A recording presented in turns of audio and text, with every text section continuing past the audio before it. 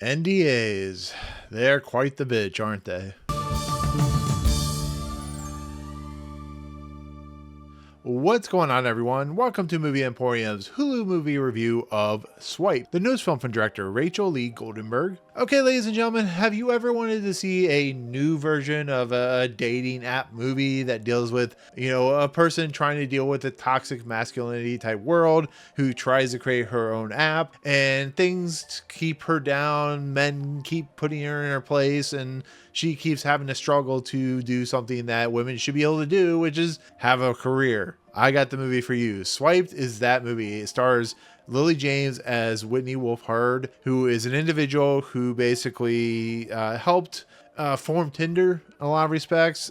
She helped kind of market it. She was one of the creative forces behind it. And then in all the toxic masculinity that is the, bro world of, apps and so on and so forth, caused her to quit, caused her to be blacklisted. But with a group of individuals, she was able to create Bumble, which is a woman-centric dating app, or a woman-centric app in general. And she became very popular because of it. And this is her story. It's told in about a 2-hour span. And it has people like Dan Stevens and Jackson White, Pearson Ford, Ian Colletti, Dermont Mulroney's in this movie. And it's basically how Bumble was created because of the nasty nature that is the men-centric world of apps and digital services and stuff like that. So when it comes to dating apps, I'm not that part of the scene. I rather just meet people in person. I know dating apps have found people's soulmates and their significant others. It works really well.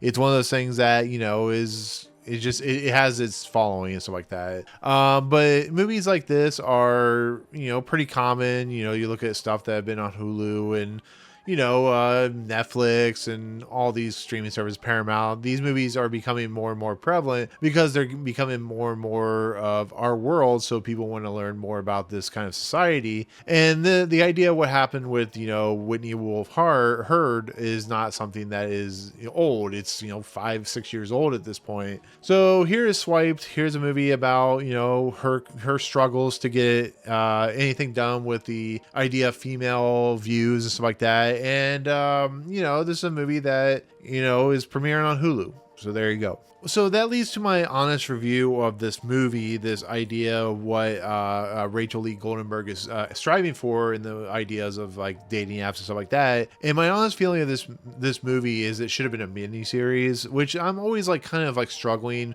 whether it should be a movie, whether it should be a miniseries. And this honestly feels like surface level material. And it's nothing against the writers and the cast and crew, which are all quite good in this movie. But there's a lot of stuff in here that gets thrown by the wayside. And the simple fact that the real life Whitney Wolfe Herd is under NDA, so she can't talk about a lot of this stuff. So there's like no kind of structure when it comes to like using her expertise to kind of form it's almost like what it feels like with the Facebook social network movie, where it's more about kind of the mood and feeling of a world where female individuals seem to really be in a toxic masculine world, and what the problems and the ideas that are still prevalent to say society, it causes all this strife and stuff like that.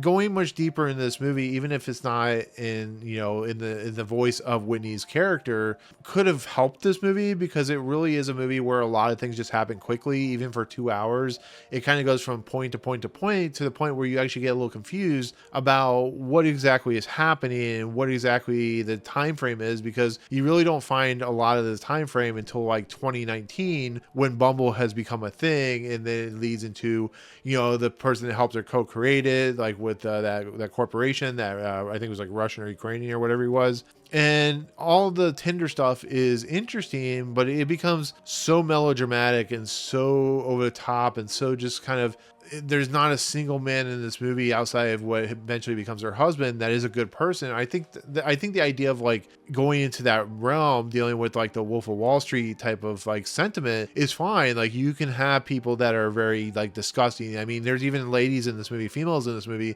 which struggle to fall out of this scenario to become a much more headstrong person.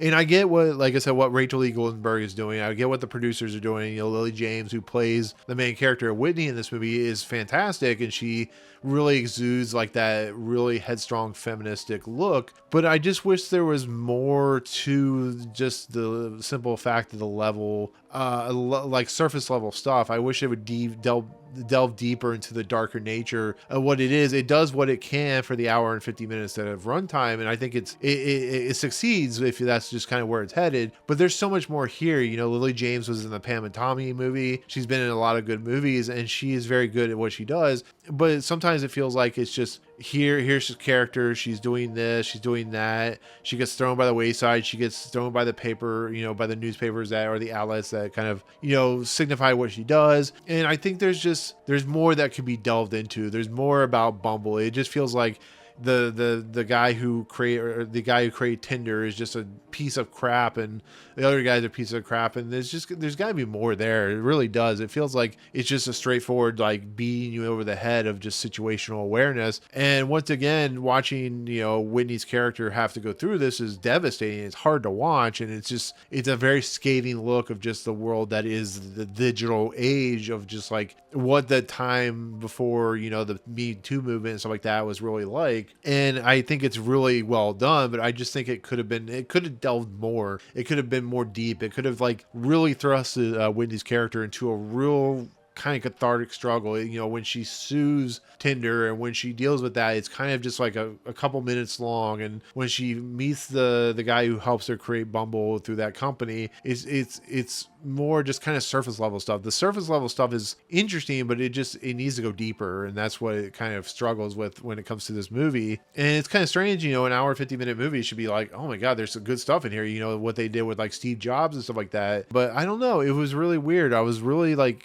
enjoying the movie. I was really kind of horrified by what was happening, but you know, it could have been like a 3-part miniseries where we have much more content, much more interest, and much more intrigue, you know, something like what Blackberry did where they added more material. So I think, you know, it's a well done, well shot, well acted movie, but it just needs more. That's kind of where I lean on it. I know that may not make any sense, but you know, when you have just the characters in it and they're just despicable, but there's not really any kind of depthness. The fact that we don't get to see a lot of the downturn of what she goes through is kind of a disappointment in my honest opinion, because when she gets to the point where she becomes headstrong and she finally gets her way, as we see in the end of the movie, and then you get the title cards at the end, it goes, well, she didn't, like, the real person didn't really participate because she couldn't.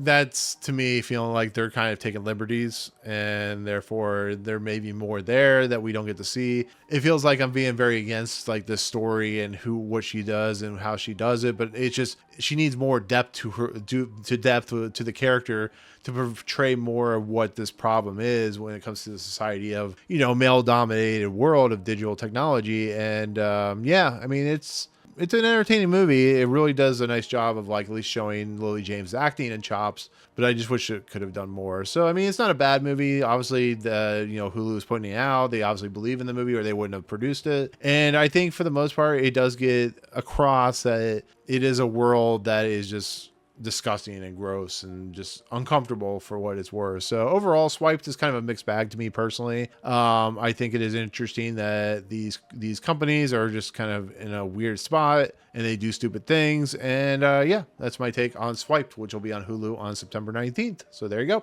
Anyways, with that said, thank you so much for watching my review. I do appreciate it. In the comments below, what did you think of this movie when you see it? Do you know much about the Tinder Bumble situation? Let me know what your thoughts on all that good stuff. But with that said, thank you so much. If you like what you see on this channel, hit the subscribe button to join Movie Emporium. Hit that notification bell at top to find what's coming next. If you like this video, awesome. Hit that like button. And as always, we'll see you guys on the next video. Peace out, guys.